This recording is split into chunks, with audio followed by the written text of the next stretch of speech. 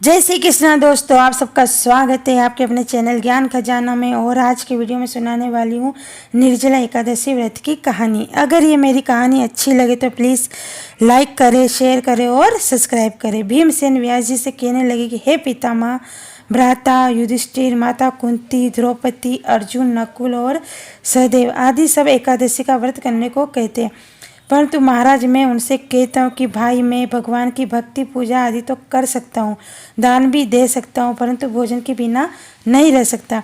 इस पर व्यास जी कहने लगे कि हे भीमसेन, यदि तुम नरक को बुरा और स्वर्ग को अच्छा समझते हो तो प्रति मास की दोनों एकादशियों को अन्न मत खाया करो।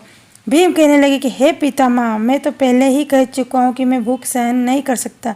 यदि वर्ष भर में कोई एक ही व्रत हो तो वो मैं रख सकता हूँ, क्योंकि मेरे पेट में वृक नाम वाली अग्नि है, सो मैं भोजन किए बिना नहीं रह सकता। भोजन करने से वह शांत रहती है, इसलिए पूरा उपवास तो क्या एक समय भी बिना भोजन किए रहना कठिन है। अतः आप मुझे कोई ऐसा व्रत बताएं जो वर्ष में केवल एक बार ही करना पड़े और मुझे स्वर्ग की प्राप्ति हो जाए। श्री व्यास जी कहने लगे कि हे पुत्र, बड़े बड़े ऋषियों ने बहुत शास्त्र आदि बनाए जिनसे बिना धन के थोड़े परिश्रम से ईश्वर की प्राप्ति हो सकती है। इस प्रकार शास्त्रों में दोनों पक्षों की एकादशी का व्रत मुक्ति के लिए रखा जाता है। व्यास जी के वचन सुनकर भीमसेन नरक में जाने के नाम से भयभीत हो गए और कांप कर कहने लगे कि अब मैं क्या करूं? मास में 2 व्रत तो मैं कर ही नहीं सकता। हाँ, वर्ष में एक व्रत करने का प्रयत्न अवश्य कर सकता हूँ। अतः वर्ष में एक दिन व्रत करने से यदि मेरी मुक्ति हो जाए तो ऐसा कोई व्रत बताएं। यह सुनकर व्यासी कहने लगे कि वृषभ और मिथुन की संक्रांति के बीच ज्येष्ठ मास के शुक्ल पक्ष जो एकादशी आती है उसका नाम निर्जला है। तुम उस एकादशी का व्रत करो। इस एकादशी के व्रत में स्नान और आचमन के सिवा जल वर्जित है। आचमन में 6 मास से अधिक जल नहीं होना चाहिए, अन्यथा वह मद्यपान के सदृश हो जाता है। इस दिन भोजन नहीं करना चाहिए, क्योंकि भोजन करने से व्रत नष्ट हो जाता है। यदि एकादशी को सूर्योदय से लेकर द्वादशी के सूर्योदय तक जल ग्रहण न करे तो उससे सारी एकादशी के व्रत का फल प्राप्त होता है। द्वादशी को सूर्योदय से पहले उठकर स्नान आदि करके ब्राह्मणों का दान आदि करना चाहिए। इसके पश्चात भूखे और सत पात्र ब्राह्मण को भोजन कराकर फिर आप भोजन कर लेना चाहिए। इसका फल पूरे 1 वर्ष की संपूर्ण एकादशियों के बराबर होता है। व्यास जी कहने लगे कि हे भीमसेन, यह मुझको स्वयं भगवान ने बताया। इस एकादशी का पुण्य समस्त तीर्थों और दानों से अधिक है।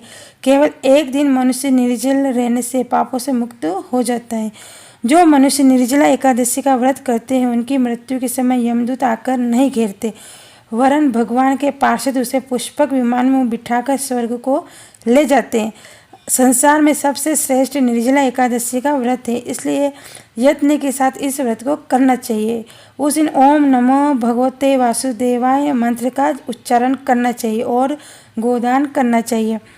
इस प्रकार व्यास जी की आज्ञा अनुसार भीमसेन ने इस व्रत को किया, इसलिए इस एकादशी को भीमसेनी या पांडव एकादशी भी कहते हैं। निर्जला व्रत करने से पूर्व भगवान से प्रार्थना करके हे भगवान, आज मैं निर्जला व्रत करता हूँ, दूसरे दिन भोजन करूँगा। मैं इस व्रत को श्रद्धापूर्वक करूँगा, अतः आपकी कृपा से मेरे सब पाप नष्ट हो जाए। इस दिन जल से भरा हुआ एक घड़ा वस्त्र से ढककर स्वर्ण सहित दान करने चाहिए। जो मनुष्य इस व्रत को करते हैं उनको करोड़ पल सोने के दान का फल मिलता है। जो इस दिन यज्ञ आदि करते हैं उनका फल तो वर्णन ही नहीं किया जा सकता। इस एकादशी के व्रत से मनुष्य विष्णु लोक को प्राप्त होता है। जो मनुष्य इस दिन अन्न खाते हैं चांडाल के समान, वे अंत में नरक में जाते हैं। जिसने निर्जला एकादशी का व्रत किया है वह चाहे ब्रह्म हत्यारा हो, मद्यपान करता हो, चोरी की हो या गुरु के साथ द्वेष किया हो, मगर इस व्रत के प्रभाव से स्वर्ग को जाता है। हे कुंती पुत्र, जो पुरुष या स्त्री श्रद्धापूर्वक इस व्रत को करते हैं उन्हें अग्रलिखित कर्म करने चाहिए। प्रथम भगवान का पूजन, फिर गोदान, ब्राह्मणों को मिठाई व दक्षिणा देनी चाहिए तथा जल से भरे कलश का दान अवश्य करना चाहिए। निर्जला के दिन अन्न, वस्त्र, जूती आदि के दान करना भी बहुत शुभ है। जो मनुष्य भक्तिपूर्वक इस कथा को पढ़ते हैं या सुनते हैं उन्हें निश्चय ही स्वर्ग की प्राप्ति होती है। जय बोलो विष्णु भगवान की जय।